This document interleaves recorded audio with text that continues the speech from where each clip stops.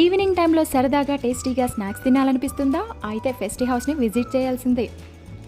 మెనూలో మాకు కాంబో బాగా నచ్చి అదే ఆర్డర్ పెట్టాము. అందులో sandwich, French fries, cold coffee ఉన్నాయి. అన్ని ఐటమ్స్ టేస్ట్ చాలా బాగున్నాయి. ఆ తర్వాత వాళ్ళు మాకు పిజ్జా కూడా టేస్ట్ చేయమని ఇచ్చారు.